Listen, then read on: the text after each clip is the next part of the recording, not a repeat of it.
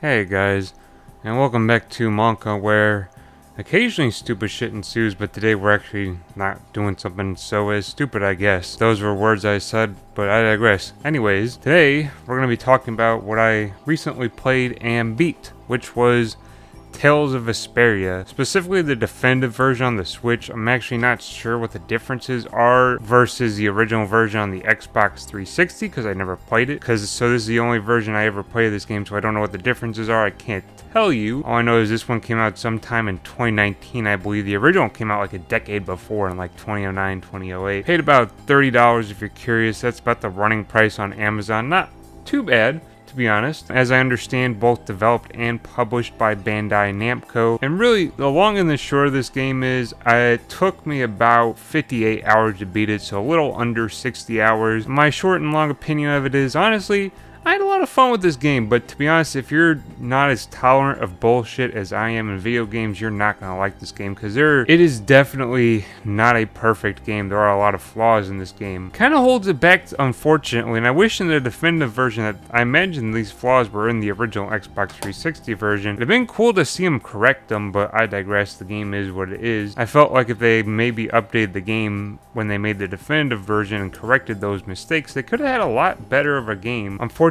it is what it is. It's a pretty great game, but it's just unfortunately those flaws really fucking hurt the game. First, per usual, I start off usually talking about the graphics of a game just because I feel like when you're talking about a game, it's just something you gotta mention, really, even though I don't really give a shit about graphics. And honestly, in this case, game, I really don't give a shit about graphics still anyways. They're pretty good graphics. Actually kind of like the stylization of the graphics. Kind of a cel-shaded style, I would say. The characters have kind of a cel-shaded style to them, which is cool, and there's also like animated portraits and shit like that for the skits, which I'll get to when I talk about a bit more about like the stories and characters. But for the art style, it's pretty nice looking. I don't mind it. It's pretty good direction, nothing harsh on the eyes. It's just a nice looking art style. I like it. It's enjoyable. In terms of the music of this game, honestly, the music is forgettable at worst and really just, it was okay at best, I imagine. There really weren't any tracks jumping out to me in this game. There wasn't anything crazy like, oh my god, this soundtrack is amazing. It's just, the soundtrack does its job. Unfortunately, I can't really say anything crazy like, oh my god, I love this song or I love that song. The entirety of the soundtrack just does its job, but it's really nothing I'll be coming back to like years later being like, oh my god, this song was amazing, or my god, this battle theme just gets you pumped. It's a really just alright soundtrack. Honestly, the battle themes are probably the worst part because the battle themes just really don't get you pumped up to battle or anything. They're just really mediocre. Besides that, the town themes and everything are fine. I mean, it's just a really mediocre soundtrack. Not a lot to talk about. I won't be coming back to any of the songs really in the soundtrack in the future. They're just not that good. But now the strongest part of this game, in my opinion, is the story and characters. More specifically, the characters. The story is really disjointed, and at the end of the game, you're kind of like, oh my god, that was just really a disjointed experience that isn't as cohesive as it should be. Honestly, by the end of the game, you're just like wondering like, god damn, that was like 3 stories tied into one. And it really just feels disjointed because there's a lot of plot points that just during the game they really drop. Honestly, it feels like you played like 3 different stories, but it's really supposed to be only one. There's several character like traits and arcs that just kind of get dropped, and when they pick up like almost a new angle of the story, it's kind of weird. Now it is kind of just ragtag group of people just going around doing shit is almost the story really. That's how it feels because originally the story starts out really simple due to the long and the short of it. The story is that you play as Yuri Lowell, which is kind of just he's really just a low-life criminal. And he pretty much just goes on this adventure to get back a piece of stolen property that was stolen from his pretty much like village almost, or I guess his part of the city that is kind of poor and bankrupt. It kind of starts out like that, and then the story just goes into something completely wild and just off the hinge, and it's really strange because they have some really good builds for like the story to where you're like, wow, that's a really cool character arc and such, and then later it just gets dropped just because, you know, I don't know, they picked up something new and then they dropped that part of the story. It's a really disjointed experience, which partially plays into my feelings about how long this game runs on for. Now, this game runs on for about 60 hours hours, and that's pretty tiring if once you consider the fact that the story is just so disjointed that you feel at some points it should end and then it just keeps going. At the 48-hour mark for me is where I was like, okay, the story ends, awesome, because I was so convinced at like near that point that I was going to be done with the game. And then the game goes on for additional 10 hours, adding another plot point that I feel like just was kind of dumb. Okay, I accept it now for what it is, but at the time I was like, are you serious? They added another plot point that just extends the plot by about 10 hours. It was really annoying, and honestly the story just kind of ends on a like a no, which is kind of strange, but I digress. The ending is just like, well, okay, it ended, I guess. I didn't really like the ending that much. I wish it rounded off a bit better. It ends kind of fine, but I feel like there's no actual like closing. Like the characters really don't get a close to them. The game just kind of ends on the plot ending point, and you don't really have anything that rounds off the characters what they do after the end of the game, which is kind of annoying. And like I said, that 10-hour extension on the story was just something at the time that really pissed me off, because I was just ready to move on. I trekked through those last 10 hours, but they were kind of painful because at that point I was kind of over the game. A disjointed story doesn't help with the fact that you just keep backtracking to places you had already been, and this game is pretty much an anime for the fact that it does have filler in it, and there's a lot of filler. You'll go back and you'll revisit places, or there'll be separate like side stories that happen during the main story. There's just a lot of flaws with the story that I was able to accept, honestly, because of the other side of the coin, which is the characters. The characters in this game are fucking awesome. I won't lie, for a mediocre story, this game has some awesome characters to it. I think there's about 9 main characters in total, but this game has some like top tier party chemistry, like some that I've never have rarely ever seen in other games, and that kind of plays into like how much I was able to trek through those last 10 hours, because that character chemistry feels really legitimate. Like nothing feels forced. Like it doesn't feel like there's 9 characters forced together and kind of glued together, just kind of like 9 dipshits just interacting. Like the interactions are entertaining and feel genuine. Like all these different personalities come together and make for really interesting interactions, and all of them have a really interesting like background to them and personalities. This game's strength by far is its characters. If it could have tied in a better story for these characters, it'd have been a lot better and it'd been an amazing game. Unfortunately, that's not what happens, and so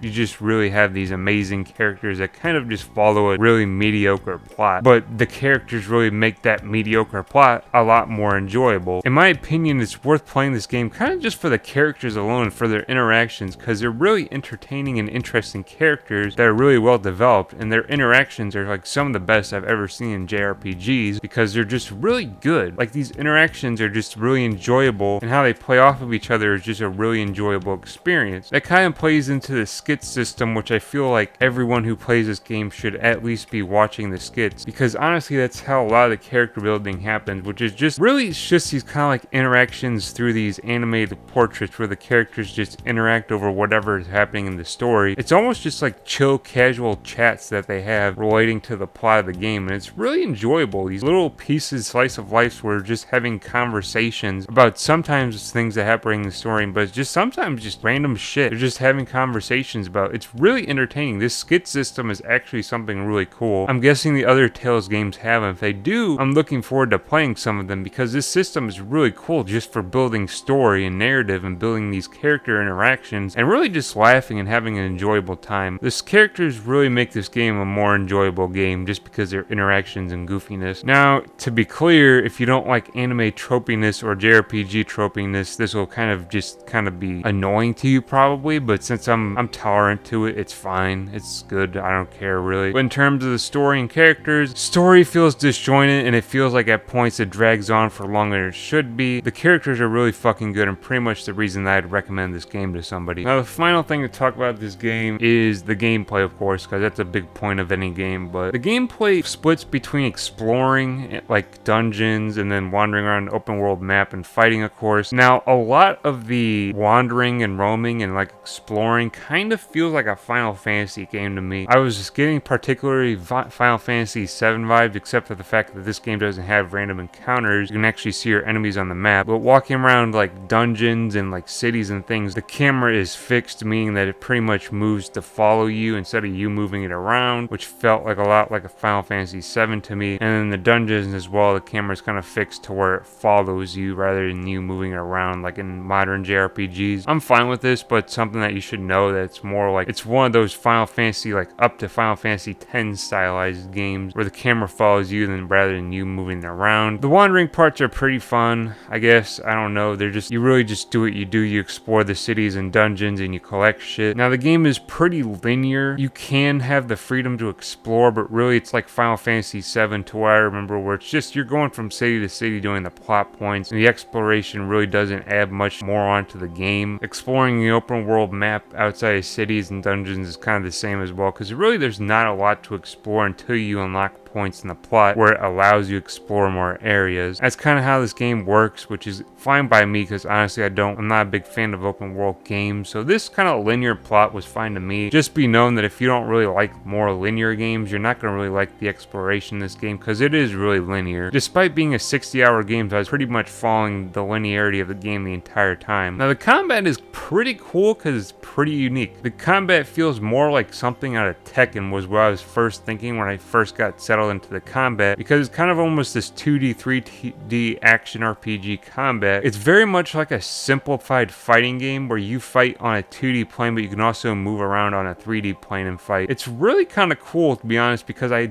haven't really seen a combat system like this where you can just kind of, you're fixed on a 2D plane fighting an enemy, kind of like a fighting game, but also has the chance to like go into this 3D mode to get away from enemy attacks and shit. It's kind of cool, hard to explain, but it's a pretty fun combat system, and it really made the game fun because it was so unique. I'm used to the generic fare of action RPGs and turn-based RPGs, but this was really something different that made it easier to play through those 60 hours. If it was a turn-based RPG with all the filler and shit, I probably would have dropped it, but the combat made it a lot more fun because it was just so unique. Almost like this fighting game style of combat is something I really haven't seen in another RPG before, and it makes it a lot of fun. Now, one thing to mention about the gameplay is the difficulty. This game is pretty annoying for the difficulty spikes that happen within the game, early on and very, very late into the game. You have to learn an entirely new combat system for this game since it's so unique. It's not turn-based or generic action-based RPG fare, it's a completely new combat system, which means early on the game is really fucking difficult. And then the game has some difficulty spikes about 10 to 15 hours in, which are really just unreasonable. Like, even when you've gotten to the combat system, you've learned it, about 10 hours in, I would say, there's about 2 fights that just are really fucking hard and you had to grind to get through them, which is just kind of unfair, to be honest. At the end of the game, there's some difficulty spike that feels unfair. Like, the last boss is really fucking hard, but it's fine because I guess it's the last boss, so it should be hard. Just know that if you're gonna get into this, the early game difficulty is fucking hard,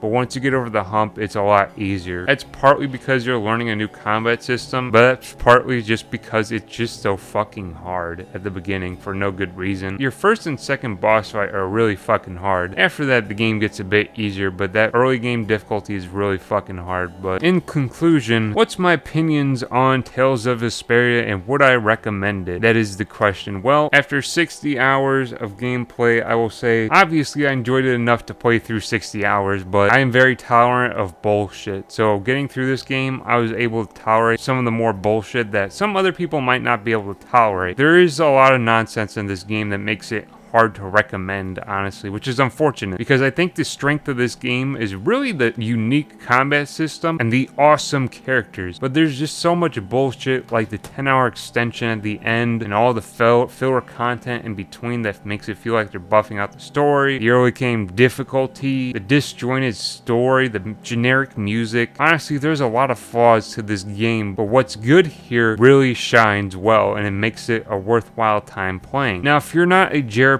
enjoyer, I would not recommend this game because you have to be tolerant to JRPG bullshit. If you're not gonna like this game. It's not gonna be worth the $30 you pay for it. If you are tolerant to JRPG bullshit and you're looking for something fun, unique combat system, or enjoyable characters, you'll probably enjoy this game, or you might enjoy this game. I've read the forums for this game and like r/JRPG, and there's people who very much do not enjoy this game and thought it was a disappointing experience. I liked it. I really did enjoy it. I thought it was a genuinely good time. time, but at the same time, I'm just tolerant to the type of JRPG bullshit that some other people might not be tolerant to. If you are to play it, I would say it's a good game, but don't expect this to be the best game you ever play, and just expect a decent amount of bullshit, because honestly, this game does have a decent amount of bullshit that just makes it kind of hard to play at points. But it's a good game. Underneath all of the flaws of this game, there's a really beautiful game. It's just unfortunate that in the definitive edition, they really didn't clean all that up and make it like a really better experience, because if they did, they could have made this an amazing game. At this point, it just sits as a